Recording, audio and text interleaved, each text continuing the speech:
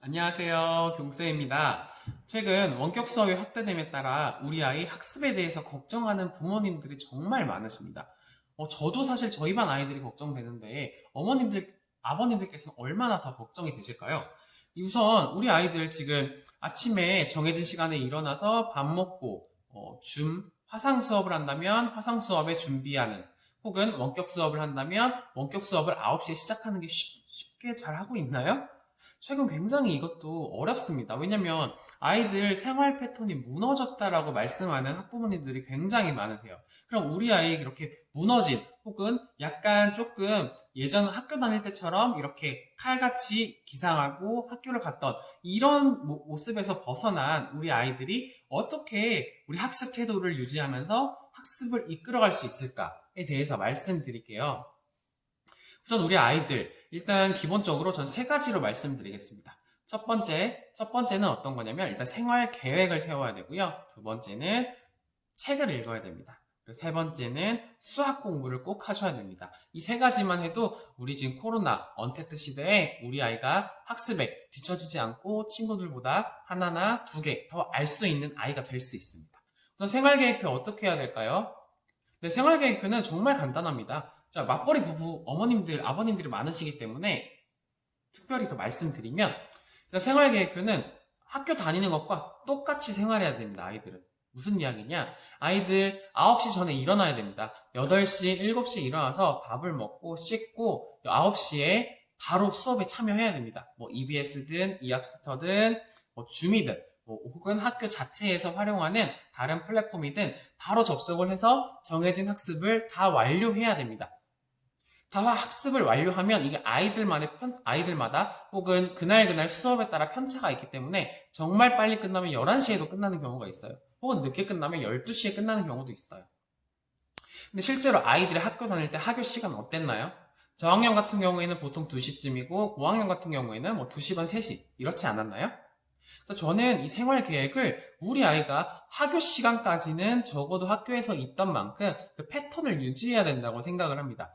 그렇기 때문에 우리 아이가 생활 계획표를 그날 예를 들어서 학교에서 원격 수업하는 시간이 끝나고 남으면 보통 이제 쉬는 시간 아이들 뭐 점심 먹고 집에서 밥 먹고 쉬고 하는 시간 빼고 최소한 한두 시간은 남을 거예요, 보통.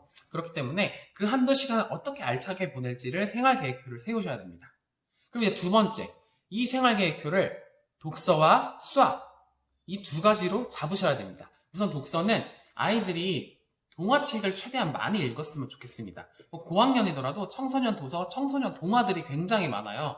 그런 거를 한 번씩 읽어보시고 독후 활동을 꼭 하셔야 됩니다. 책을 읽고 독후 활동을 하지 않으면 아이가 기억에 남지도 않을 뿐더러 그 책을 좀 깊이 있게 이해하기가 쉽지 않아요.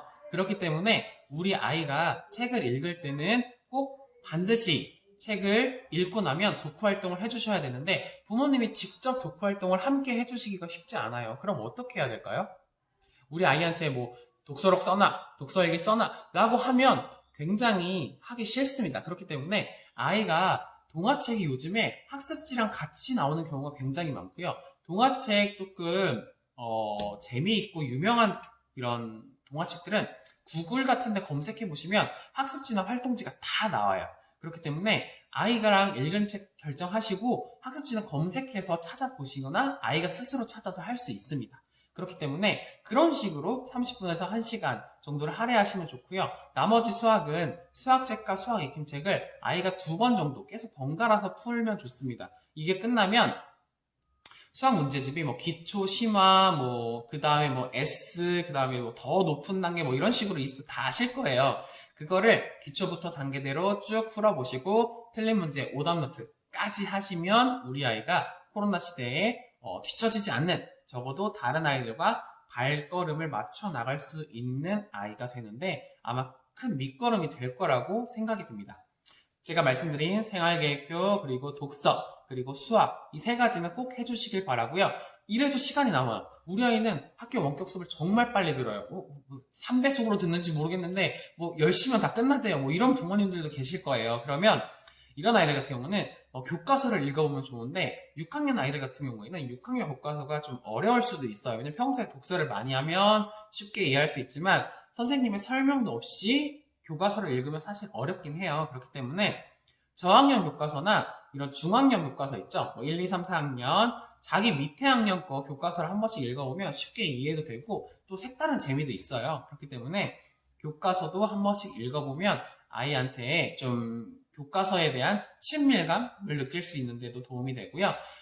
그리고 특히 마지막으로 이거 가장 많이 부모님들이 말씀하시는 게 아이랑 감정이 상할까봐 집에서 학습 지도가 어렵다라고 많이들 말씀하세요. 그렇기 때문에 제가 꼭 말씀드리는 건 너 등교 시간부터 하교 시간까지는 공부하는 시간이라고 꼭 인지시켜 주시고 그 안에 계획표를 세워서 거기에 독서랑 수학을 꼭 포함시켜서 학습 내용을 이어가 주시길 바라고요. 아이가 공부한 내용을 매일매일 점검하기 쉽지 않아요. 그렇기 때문에 아이들한테 금요일 엄마, 아빠 퇴근하고 나서 한 30분이나 1시간은 같이 배운 내용을 복습하는 시간으로 해주세요.